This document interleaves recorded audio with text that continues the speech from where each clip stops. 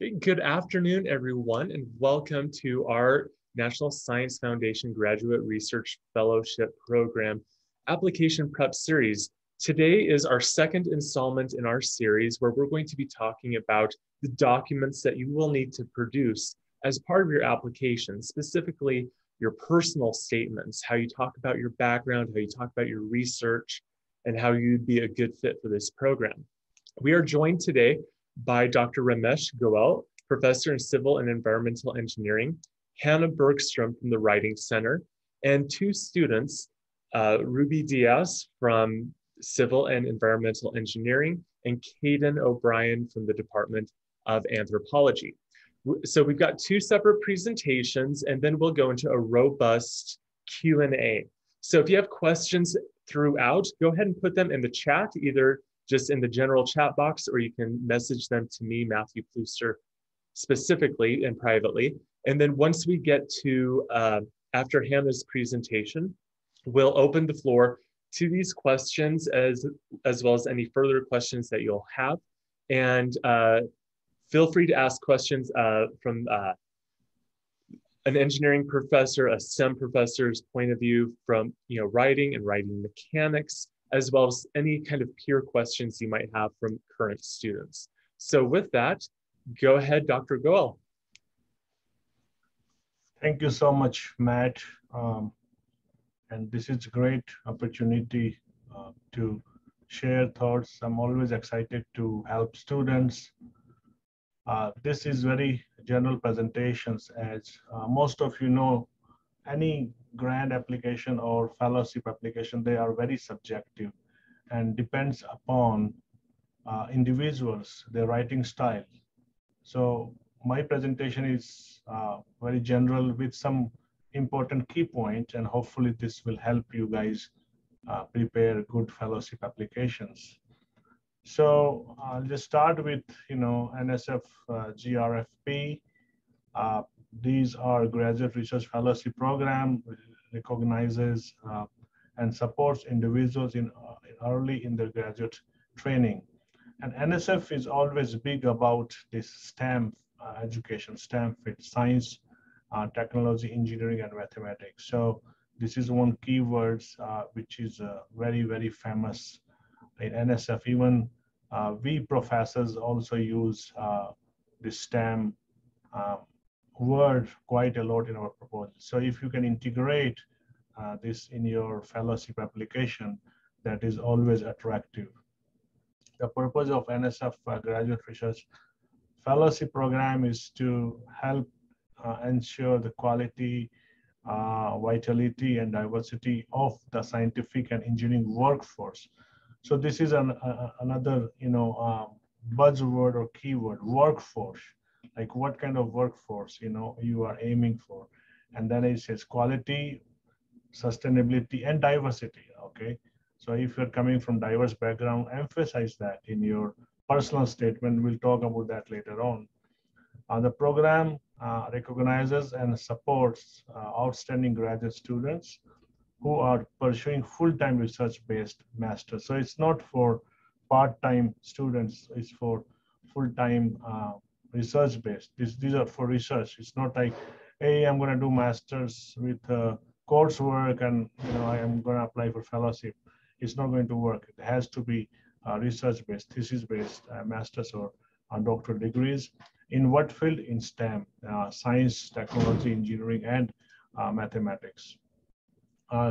Provides 3 years of support for graduate education, individuals who have demonstrated their potential for significant research achievements in STEM and STEM education. So you see right here in every bullet point, you see like almost STEM, STEM, and STEM. So it's very, very important.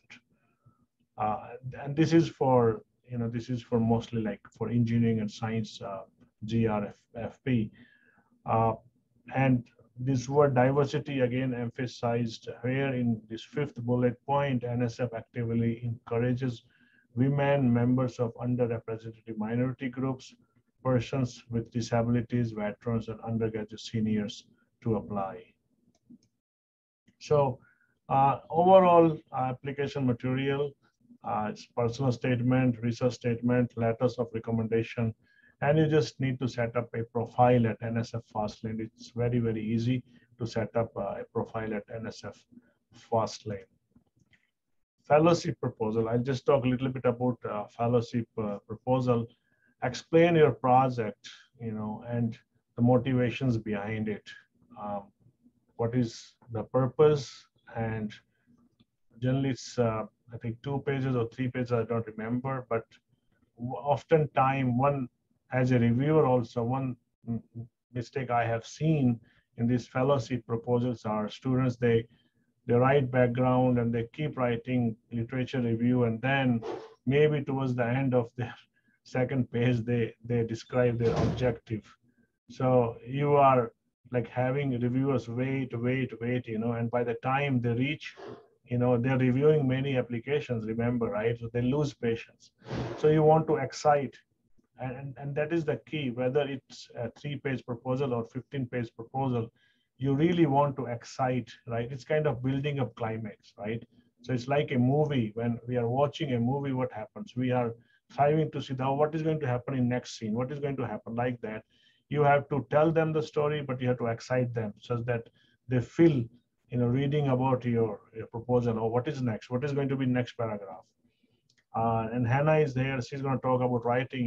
You should have a very smooth transition from one paragraph to another paragraph. In fact, you should introduce your next paragraph at the end of your previous paragraph.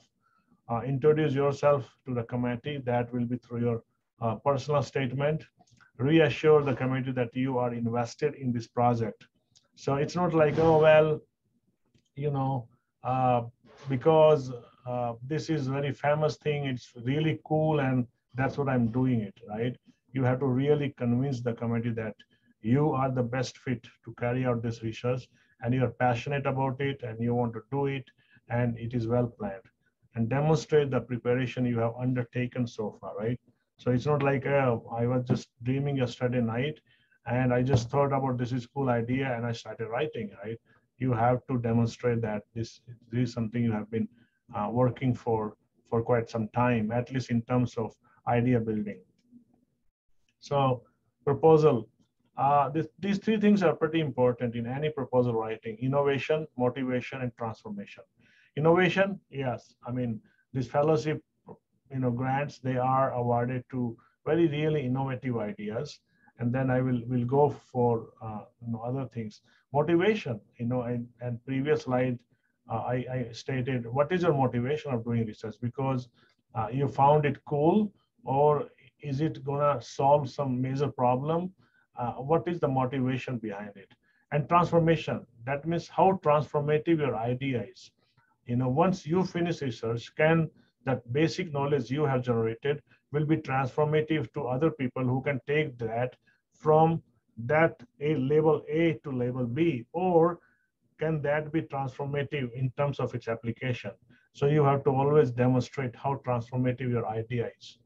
Some of the key ideas in terms of, it's not always applicable, or it's not possible, I would say, but look at NSF's 10 big ideas. NSF has 10 big ideas, like navigating the Arctic, for example, nitrogen cycle. These are different NSF 10 different ideas which are available at NSF. So if you can connect your idea with, NSF big ideas, that's great. That will be reviewed very favorably, and you have to spell it out. Hey, I have this innovative idea, and this is how this idea is related to NSF's 10 big ideas.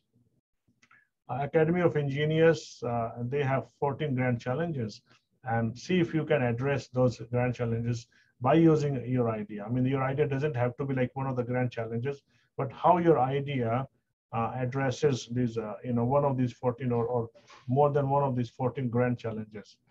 Generally, in science and engineering, hypothesis driven objectives are always appreciated by reviewers and by panels.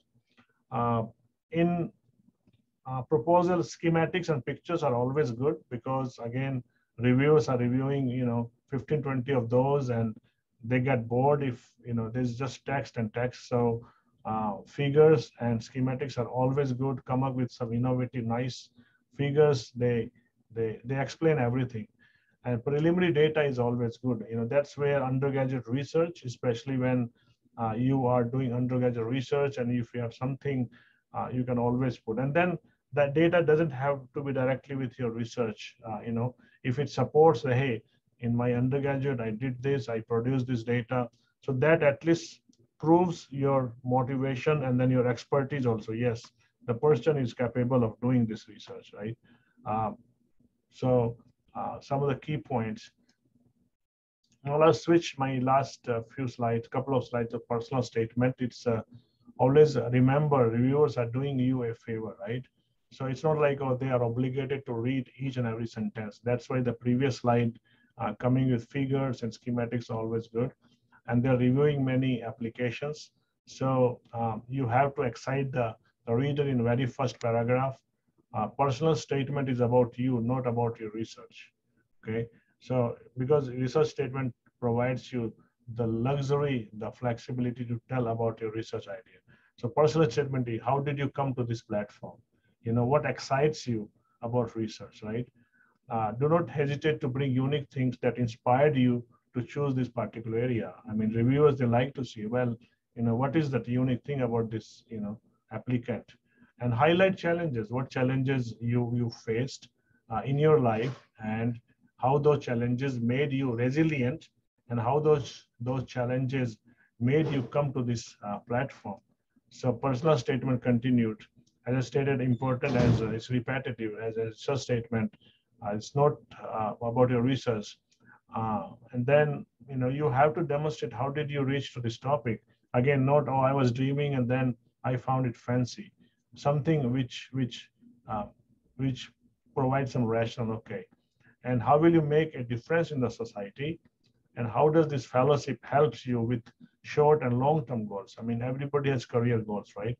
So you have to demonstrate, okay, these are my short-term goal. Your short-term goal is what? Well, getting a master's and PhD by using this fellowship, and then set up a platform. But your long-term goal could be, if you are applying for master's fellowship, then you can say, my long-term goal is demonstrate this topic, research on that, and then go for doctorate, go for PhD, right? Could be, one of the long-term goals, and then, short-term and long-term goals. So you have to demonstrate that, and how your previous academic career has prepared you so far, telling a story. And this is my last slide. If you haven't had a chance, please visit NSF-GRFP website. You will see many of your common questions which may have, those are already answered at the website. So, it's really cool website, and there are so many, as like the 2025 questions, and they're very common and very nice. So please visit this website. So with that, this is all I have, and I think we'll wait for next presentation. Thank you so much. Thank you so much, Dr. Goel. And let's see. And now we'll have Hannah go ahead with her presentation. Okay, I'm just going to share my screen. Okay, can you guys see just the one window? Okay, cool. Okay, so I am going to just be talking more about the personal statement. And just to introduce myself, my name is Hannah, and I am a graduate writing fellow at the Graduate Writing Center, and I also do grant editing with the VPR office. So I'm just going to briefly go over a few tips for writing the personal statement. So this first part quote is just an excerpt from the NSF website. And it says, use the statement to show leadership potential, self-starter capabilities, and the ability to work well with others. I think those are really key things to highlight. And so you don't have to tell your entire life story with this personal statement. You don't have to tell your entire even research story. Just focus on those things and make sure that you're showing passion and motivation. You also should, use concrete examples.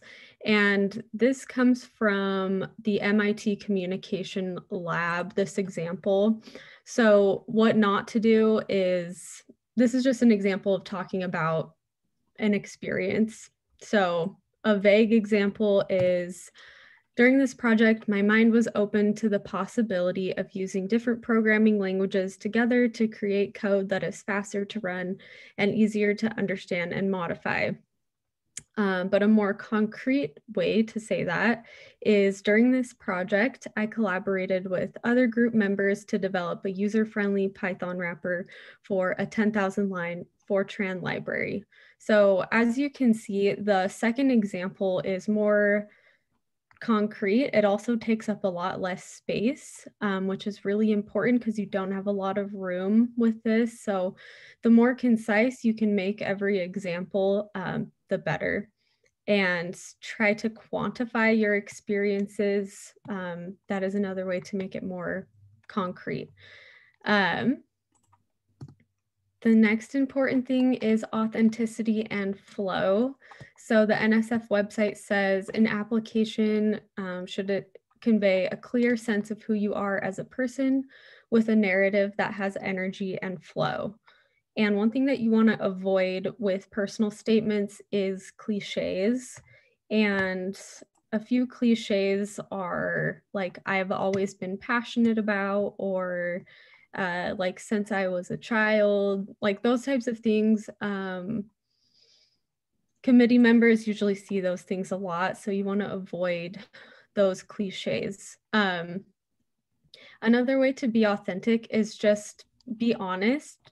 Just be who you are. Don't try to be somebody who you're not, and talk about the things that genuinely excite you, and that will come across in the writing. So don't try to force something that's not exciting to you just because you might feel it sounds better. Just talk about the things that really motivate you.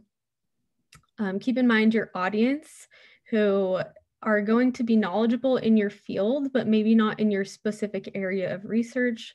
So you kind of have to strike that balance in the tone of explaining things, but not in super detail. To help with the flow of it, make sure you're explaining each example, each goal you have, and explain the meaning behind them. And one thing you can do as a guide is look at the BI criterion as a guide. So for example, one of them is advanced discovery and understanding while promoting teaching, training, and learning. So I have some references at the end that you can look at, but that's just an example of, you can talk about an experience and then relate it back to that criteria. Keep each example focused and don't spend too much time talking about one experience, because again, you don't have a lot of room. I think let's see, personal relevant background and future goal statement, I think it's 3 pages, 2 or 3 pages. But yeah, so you got to keep it concise. So these are some resources that you can utilize. The Graduate Writing Center, which I work at, you can get one-on-one tutoring where somebody will read your writing and kind of just bounce ideas off with you and talk about what your biggest concerns are. And this is really helpful because it is really important to get advice from people in your department and field, but it's also really useful to have another set of eyes on this to help with clarity and flow. Another thing that you can do is e-tutoring. It's an online platform that serves several universities in the Western US. And this isn't face-to-face, it's just online feedback. So you just upload your document and then usually in 1 to 2 days, you'll get a written response back. And then the other links that I included, I just found to be really useful for talking about the NSF personal statement. So that is all I have. I'm going to stop sharing my screen, but thank you. Okay. Thank you both, Dr. Goel and Hannah, for your presentations. Participants, if you have any questions, go ahead and drop them in the chat box. I do have some questions to get the ball rolling for our participants, or for our presenters here, and for our graduate students who have joined us to give some peer advice. Early in your presentation, Dr. Goel, you had mentioned talking about diversity, and diversity can be defined in a lot of different ways. How is NSF defining diversity? What are they looking for in that area? I mean, what I have seen is, as I agree, a lot of areas, but in one of the slides I stated, right, women, Hispanic population, for example, population with color, women, right? So these are diversity. And then, of course, disability also, they value a lot. So what happens sometime, if you're diversity, NSF has several programs, right? And this particular funding comes from specific programs. But for example, what happens is, let us say, there is an application from a student, and that application is at the borderline. It's on the borderline. That means it didn't make the highly recommended category, but it's right there. It's still on the top, but it didn't make. But if it is coming from a student with diversity background, then program managers try to push it to the HR, highly recommended category. So this is how it works. Yeah, they always they try to fund. Yeah, the NSF values diversity a lot. Fantastic, thank you. Caden and Ruby, how much time would you say you spend when you were writing your applications? I would run into this a lot with scholarship applications, and I read thousands of applications every year, and I could easily see, okay, someone really wrote this out in 5 minutes.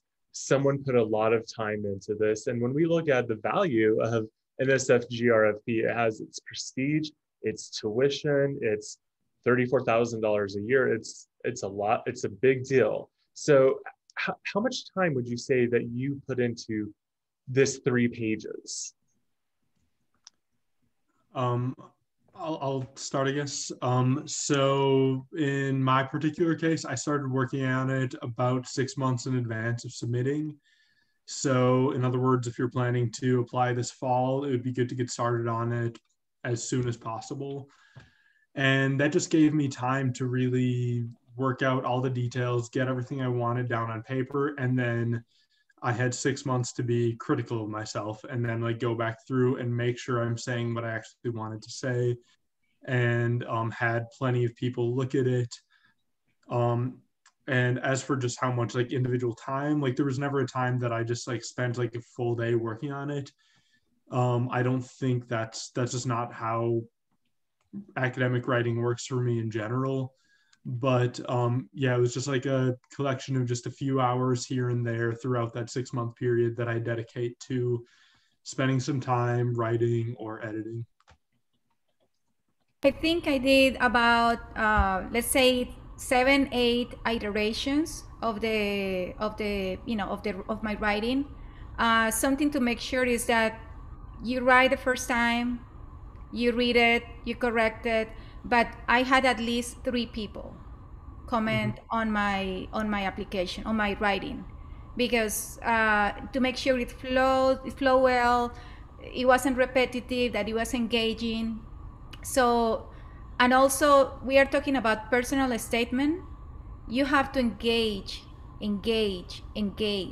the person that is going to be reading it. Remember, the person is a person and he has feelings, right? So that person is going to be sad, it's going to be happy, so if you create a connection with your writing, you are 50%, inside. But if you just write something that is dull, that is not engaging, the reviewers are probably reading hundreds of applications. So if you make it personal, and if you engage the person, when you grab a good book and you don't want to put it down, let it be that personal statement. Wonderful, thank you. And And Hannah and Ramesh, you both talked about being upfront, be concise, be yourself. I think so often students want to put themselves in the head of a reviewer, but that sounds like a recipe for disaster. Thoughts on that? Yeah, I think that's where people fall into a lot of cliches, and yeah, I think it ends up, everything ends up sounding the same too. So I think it's really important, like I said, to just talk about what you're excited about. And I don't think anyone likes writing personal statements from my experience. It's really hard and it's vulnerable and it's a lot. So I love the advice of taking a lot of time on it if you can, but also just getting a lot of feedback on it to make sure that your voice is coming through and that it's not just sounding like, robotic, or it's just sounding like everything else. Yeah, like, so, I mean, your personal statement is really just meant to be a 3-page story about yourself, starting from where you come from, what you're like, going through what you're doing right now research wise, and then getting into how that impacts the broader field of science and like the communities you're working with or anything like that. And because of that, yeah, you're telling a story and you want it to be compelling, and because of that, it's weird to like offer this advice, but like you almost like want to be a little bit like edgy. You want to have something in there that like they'll remember you for. Like you need to kind of pull them into your corner and make them see things about you that like explain who you are and explain why you're the best possible candidate for this. And you don't do that, kind of, Hannah, as you're saying, like by using cliches, by being generic. You need to kind of put yourself out there and be vulnerable and yeah, give them something to remember for a few days after they read your application. So talking about the reviewers, Dr. Goel, who are these reviewers? So if I'm an engineering student and I apply, will an engineer be reading my application? Generally, at least they try to have at least one expert in the field. But the reviewers are from everywhere. I mean, if you are, I'm in environmental engineering, and my proposal is read by somebody in sociology. Actually, it's so interdisciplinary nowadays, right? So that is one thing we have to be careful or cautious in writing. Personal statements are good, but especially research statement, put yourself in other shoes first. Don't think that you are writing, it makes sense to you, and then it's good to go, right? As Ruby and Kajan mentioned, it's good to get it reviewed, and not only in your field. Actually, it's good to get it reviewed from somebody outside your field. Say, hey, what do you think? Does it make sense to you? And then if it makes sense to them, means that it will make sense to others at the panel. Yeah. It's always mixed panel. Absolutely. So we should avoid jargon. That would be specific to our area of study. We should avoid jargons, and as Hannah mentioned, right, define. Anything you are introducing is always good to define, because you don't know who will be reading your proposal. Wonderful. So question for our two students and then for our professor. So oftentimes applications like this are definitely a partnership between the student and the faculty mentor who's advising the student. So Ruby and Caden, when you were working with a faculty member, what was helpful for you in that process? Especially if maybe you've not had those conversations with your advisor yet. What advice would you have for students? So something important. I mean, you're a graduate student. You have to be self-started. So I mean, it's a partnership, but you are driving. You are on the wheel. You have to make the decisions. So for example, just to give you an example, the fellowship that I received, Dr. Goel asked me to apply for the NSF, but then I went and researched other fellowships, and I actually found another one, and that's the one that I got awarded. Is the NSEG fellowship. It's important. It's a partnership, but you drive the car, you drive the boat. And also there are a lot of examples online of people that have, succeeded.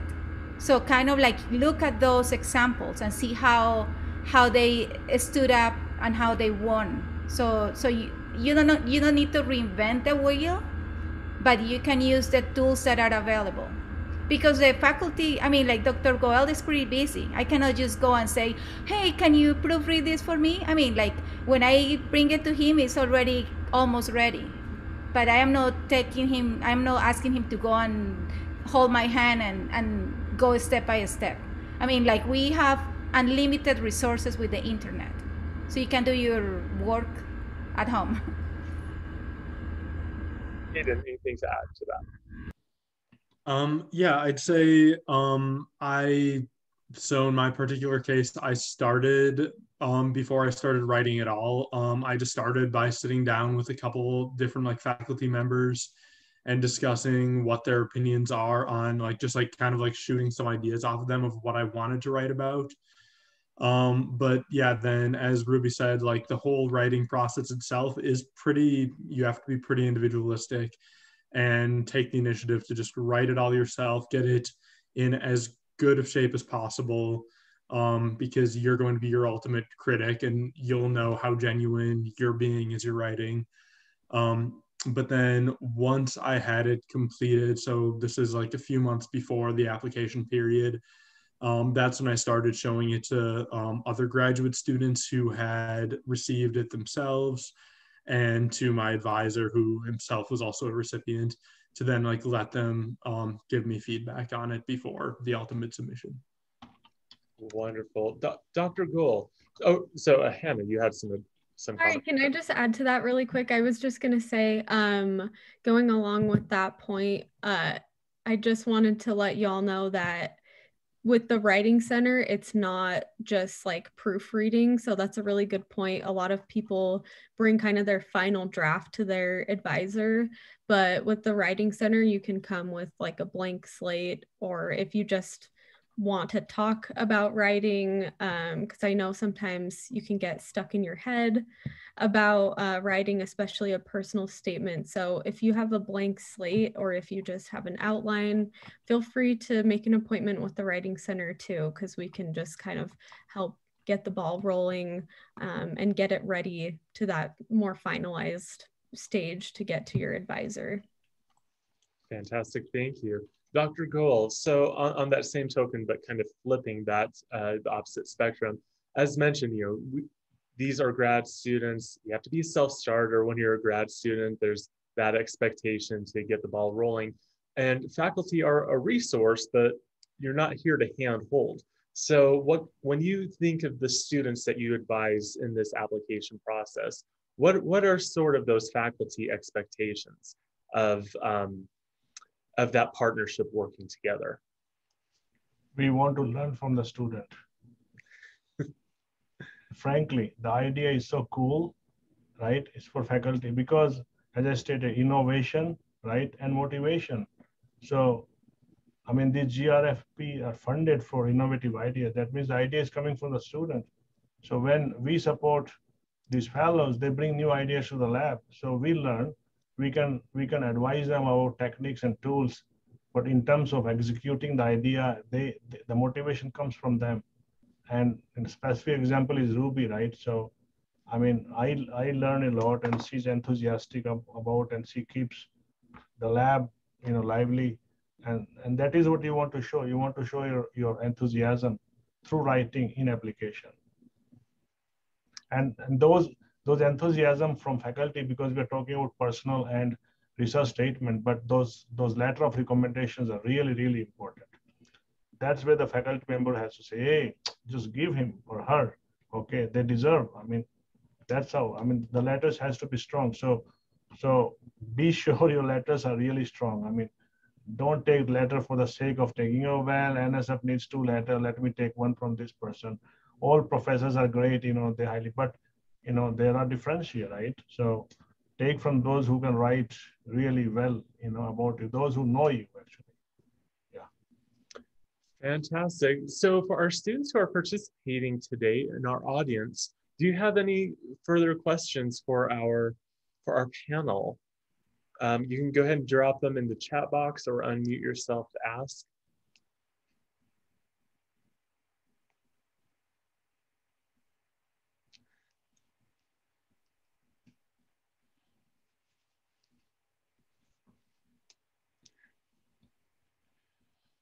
Okay, so I'll take that as a, oh, we have a question. Sandra, thank you. Came in late. We may have already covered this, but how long did people typically work on these? Caden and Ruby, would you like to answer that? Months. You work on that on months. So if you start writing a week before, you're setting yourself for failure. So if you wanna, you can get it. You have a big chance of winning these fellowships. Find out which fellowships are available, find out templates, find out examples, and start writing. Make sure you follow the requirements. A lot of people, I mean, they give you a roadmap, follow it. It's very easy. And make a connection. So if you're serious about winning this fellowship, start now.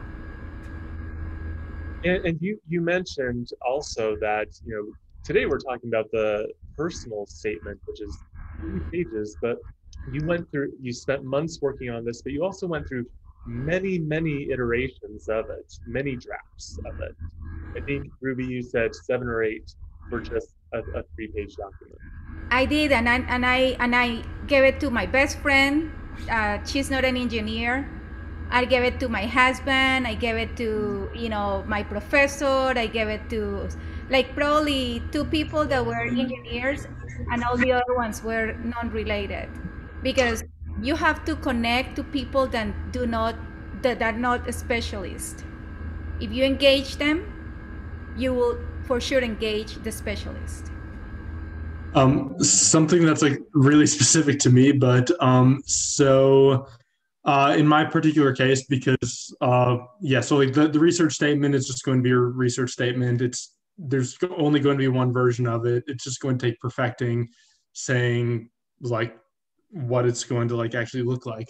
But your personal statement can take so many different directions that I actually ended up like over that like 6 months of like writing it, I ended up with 2 separate like documents. One that was super personal and got into some like intense details about like disability and stuff like that. That's very personal to me.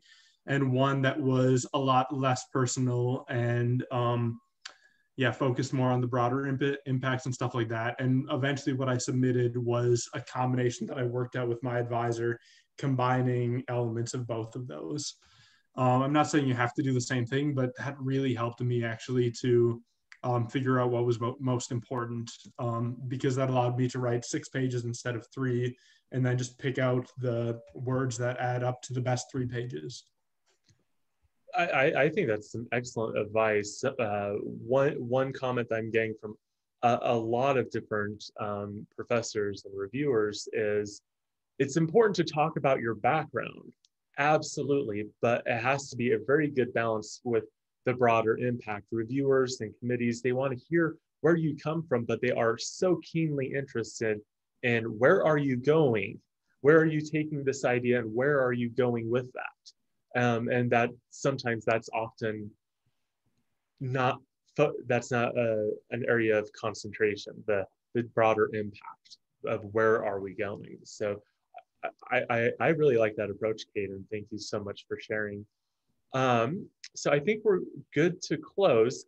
Hannah, Ramesh, Ruby, Caden, any last pieces of advice relating to personal statements or just the application in general? the process, the strategy, the mechanics of it. Any last pieces of advice for our viewers? Just we are talking about NSF, but I just want to mention that there are similar other graduate fellowships. Like for example, Ruby has a Department of Defense fellowship.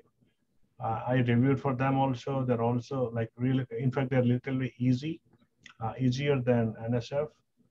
There are like DOE also, others. So just please don't limit yourself to just NSF. NSF is great, but there are other avenues also you can apply for. Yeah, one advice, I mean, this fellowship is financial freedom for you. So if you are passionate, I mean, it has to be something that you are passionate about. If you're passionate about changing and improving and making this a better world, apply for a fellowship because you will get it. Let the personal statement, let the references, it's a whole. So make sure that, like Dr. Ramesh Goel said, don't ask for a reference for someone that's gonna give you oh, she's okay, oh, you know, because maybe your application will fail because you didn't have good references. So make sure that you take everything as a package, you know, your personal statement, your research, references, everything. And you can get it. I mean, it's over almost $40,000 per year for 3 years, and they pay you for all the tuition. So you can pretty much concentrate on doing your research. So go get it. The worst thing that can happen is you tried, you learn, you can reapply again. Yeah, I would say just the biggest takeaways are just based on two numbers, $102,000 and 12%. So if you get this, if you get the GRFP, you get essentially $102,000 spread out over 3 years. Treat this application like it's worth that much because it is. The other thing is, yeah, 12%. Only 12% of people on an average year are funded through the GRFP who apply. So just go in with that in mind, that you need to be better than 88% of the other applicants. You need to, or it's not even that you're necessarily better, but your application needs to show that you are more memorable and more capable and have a better story than 88% of people. Go in with that kind of competitive spirit in mind. Perfect. Hannah, any last pieces of advice?